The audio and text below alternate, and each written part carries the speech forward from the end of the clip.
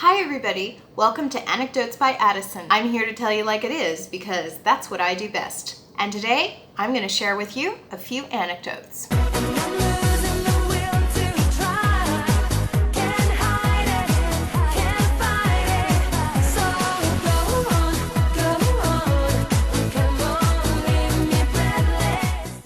First off, I have to apologize for the horrendous chaos that is behind me, but I'm moving in a few weeks and so I'm doing a lot of heavy packing. So to quote President Trump, it is what it is. The second thing I want to tell you is that today I'm just going to ad-lib this whole thing. It is unscripted at the suggestion of a friend of mine. I'm just totally going to wing it and try to do it naturally. So we'll see how it goes and then you guys can decide if you like the scripted version better or the ad-libbed version better. And thirdly, and most importantly, these are not real. They're press-on tattoos because I'm awesome like that. So let's just jump right on into it. The first thing I want to talk to you guys about is Joe Biden's pick for VP as his running mate.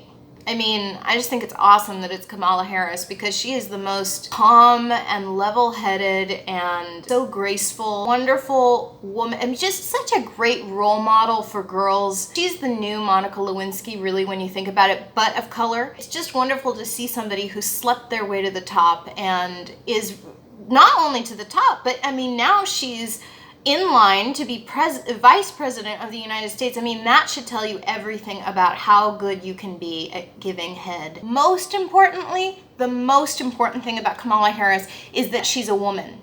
Because obviously the most important thing about being Vice President is that you have a vagina. And not only that you have a vagina, but that it be of a certain hue. It's just great that Joe Biden has used all the common sense left in him to pick somebody who is a woman and black. We don't care about what her values are. We don't care about what her morals are. We don't care about what kind of character she has. We don't care about whether or not she is a hypocrite in any sense of the term.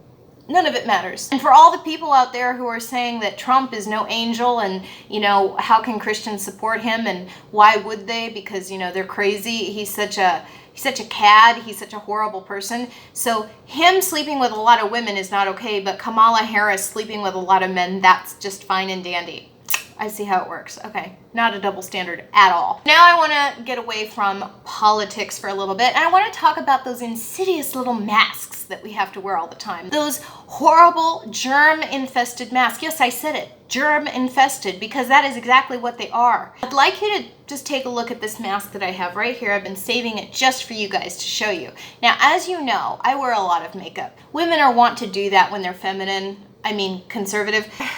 You know, these masks are just, apparently these are lifesavers. These are the masks that are going to save our lives. Not just we ourselves, because obviously if we're wearing the masks, it is not for our protection. It is for other people. That is what they are designed for. It is to save the lives of other people. Because obviously if you don't wear the mask, then you are pro-death, you are pro-disease. That's what I heard, at least on Facebook recently, through a friend of mine who tagged me in this group attack that he had when he said that he went through the drive-thru of Starbucks and didn't wear his mask. Oh my God. The firestorm that befell him was unbelievable. And one of the things somebody said, and I quote, was, "Why are you pro-disease? Why are you pro-death?" Because obviously when I go to get my cappuccino or latte through the drive-thru of Starbucks, the first thing I'm thinking of is killing everybody in that drive-thru who's handing me the coffee cup,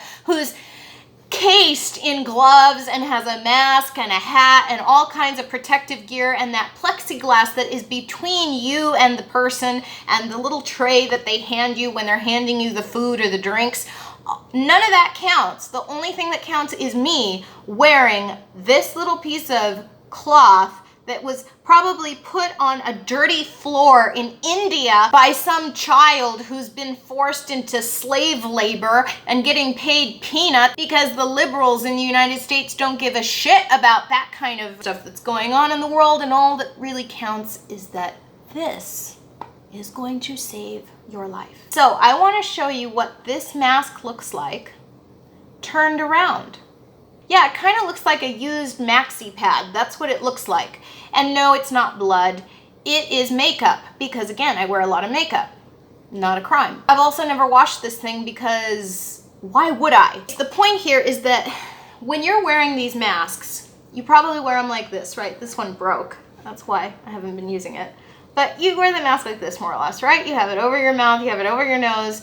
But what are you doing during the day? You're breathing in, breathing out. And not only are you getting your facial stuff all over, but then you're touching it throughout the day. When you take it off to go to the bathroom or have a cigarette, or when you go into your car, if you're not one of the freak shows that's wearing it all alone sitting in their car, trained medical doctors will tell you that they have to be trained in order to wear these masks, because you're not allowed to touch them. You're not allowed to touch them during surgery, during any kind of medical procedure. You cannot be touching them because germs are in contact with your face all the time. So if there are germs, thousands, if not millions of germs that are getting on that mask all the time, every day when you have it on, that would stand to reason that the people who are near you or around you are picking up some of those germs, because again, the reason you're wearing that mask is supposedly or ostensibly to protect the other person from catching any germs, so that if you cough or you breathe or you sneeze or you do anything, that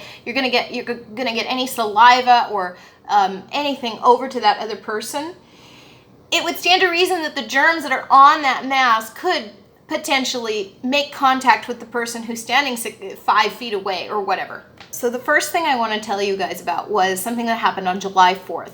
I was going to have a barbecue, and I went to the grocery store to get some potato salad. As long as I can remember, as long as I've been alive, you've always been allowed to get samples at the grocery store at the deli counter. Not anymore. I walk up to the counter, and there's a girl standing there who's all of about 20. And she asked if she could help me, and I said, yeah, I was wondering if I could get a sample of the potato salad, because I can't eat spicy food, and I didn't want to spend the money on something that I wasn't going to be able to eat, so I just wanted to taste it. Honestly, just taste it. That's the only reason. And she says, I'm sorry, we're not allowed to give out samples. And I said, why not? And she says, because of COVID. Have you ever had that moment where you think you're the stupid one, and then you have to reflect and think for a second, like, okay, wait, what am I missing? There's got to be a logical explanation for that. Thinking. Nope, not a one. I said, wait, but why can't you give out samples? And she says, like I said, because of COVID. I said, yeah, but what does that have to do with COVID and handing out samples? She says, I don't know, that's just what they told me. So I said, no. I gotta talk to the manager about this. I'm too curious. I have to know what the reason is behind that. And that's genuinely how I asked her and how I said it.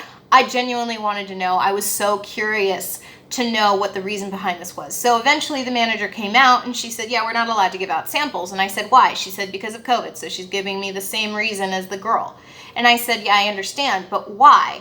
And she says, that's just the rule, it's the policy. I said, but what's the logic behind it? She says, well, it's not just here. She says, at the ice cream shop the other day, I tried to get a sample and they wouldn't give it to me. And I said, but ma'am, that's not what I'm asking. What I'm asking is, what's the reason behind it? Why? What does that have to do with COVID, handing out a sample? And she says, well, because the person is handing you the food. And I said, but ma'am, the same person who's wearing gloves and a mask, I might add, the same person who's handing me the sample is the same person who's going to be taking the same food and putting it in a container, wrapping it up and handing it to me. What is the difference between that and a sample? And she says, I don't know, that's just the governor's orders. I didn't say anything, but in my head I thought, bullshit. That's not the governor's orders. That's corporate's decision of cutting corners probably, and COVID is just a convenient excuse not to hand out samples. On the other hand, it could be that they believe that there is a significant difference between handing out a sample and handing out somebody some packaged food from the same hand. It doesn't make any sense. And you know what? This is what's going to drive people like me insane, because there's no sense anymore. None of it makes any sense. It's all illogical, and it's going to drive me absolutely insane. So yesterday, my mother had to have some surgery. It wasn't massive surgery, but it was surgery nonetheless. So I needed to take her to the clinic. So I took her to the clinic. And because I wanted to have a calm experience, I put on my mask. This is my mask. I wear it everywhere when I'm forced to. This is the only mask that I ever wear, because I'm not a sheep and I'm unique. Little did I know 5 years ago when I bought this at an Arab market in Jerusalem that someday I would be forced to wear it into grocery stores here in the United States. So I'm wearing my mask when I go into the clinic. My mom was gonna go into surgery, didn't want to have any arguments with anyone, so we sit down in the waiting room. After a while, we're sitting there, she pulls down her surgical mask just under her nose. I pull my mask all the way down. Neither of us can really breathe, even though I can breathe better with that, but I don't want it on because I look, let's be honest, I look pretty ridiculous, as we all do. I don't want to wear it. There's a woman sitting about, 12, 13 feet away from us, and she has on a mask and long, thick black gloves because you can't be too careful. She sees us. This woman gets up, walks over to the nurse that's stationed at the desk in front of the elevators, which is over on the other side of the waiting room, and tattletales on us. I have to hand it to my mom. She goes, we should walk over to her and ask her, don't I know you? Isn't your name Karen? The nurse comes over to me and she says, ma'am, I'm going to have to ask you to have a mask on while you're in the building. And I said, I have a mask. And she says, well, that's not really a mask. Does it have a filter?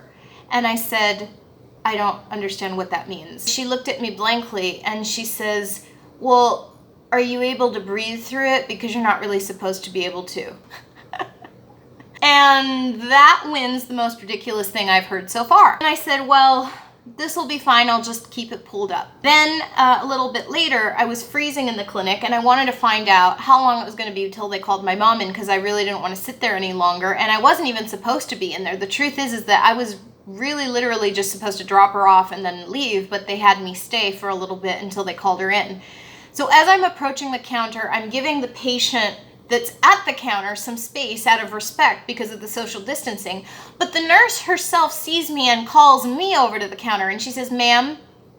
And so I walked over to her, and before I had a chance to ask her what I wanted to, she says, ma'am, okay, I'm gonna need you to wear a surgical mask while you're in the building. And I said, well, I already have a mask. And she says, that's not a mask. We need you to be wearing a surgical mask. And I said, I didn't know I was required to wear a surgical mask. I thought that I was supposed to be wearing a face covering. And she says, that's not good enough. You need to be wearing a surgical mask. And I said, where does it say in here that I have to be wearing a surgical mask? I was under the understanding that I needed to be wearing a face covering. She says, ma'am, everybody in here is wearing a surgical mask and you're gonna need to be wearing one too. And I said, oh, okay, so the goal is for me to suffocate then. She says, no one said that. It's just that that is the rule. I said, where is that written?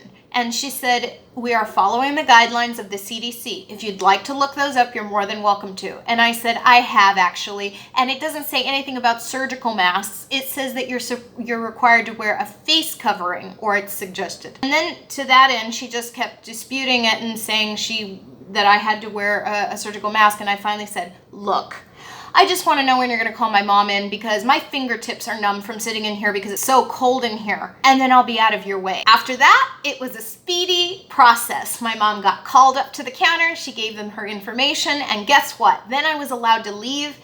And that was that. Until I got to the elevator. There were 2 elevators in front of me. And one of them was just about to close. There was a man in it. And so then I pushed the button again and that same elevator door opened. So I got in and the man that was in the elevator said, oh, I'm sorry. I didn't know if you were getting on. They have all these crazy rules. With that that casual remark, it suggested to me that he was sort of on the same page as I am.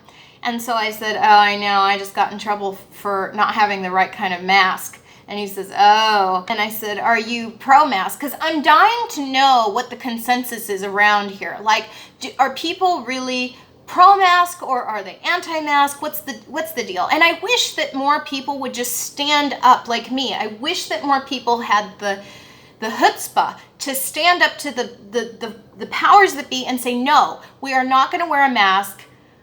Give me liberty or give me death, really.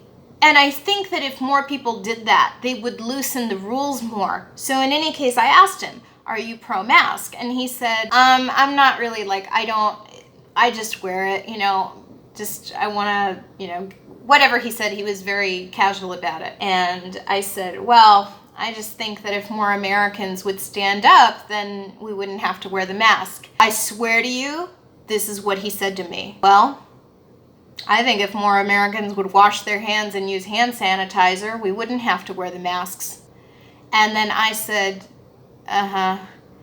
And then the elevator doors open, and as I was getting off, I smiled and I said, well, have a good one. And he goes, yeah. Today I went to the grocery store. I walked over to the fish counter and was just standing there minding my own business. Some employee, some woman walked right over to me and didn't say hello, didn't say excuse me, didn't say ma'am, didn't say anything to me. She just walked over, handed this to me. She goes, here you go, and then walked away.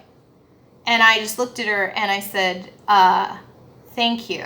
And then I just held on to it, put it in my basket, didn't put it on. And then I was over in the produce section later and a man walked over to me. I believe he was the manager. Very politely, he just said, ma'am, the state ordinance is that you are required to wear a mask while you're in the grocery store, so I will have to ask you to put a mask on. And I didn't want to have a fight, so out came the scarf and I put it on. And I walked around the store with it, and then when I got up to the check stand, he was right there, and his comment to me was, oh, I like that. That's different. It's really unique. That's it for today, everybody. Did you like this video? Then make sure to click like. Make sure to subscribe to this channel, and stay tuned for my other vlogs. You're not going to want to miss them. I do have other anecdotes, and I have a lot more to say. And until next time, everybody.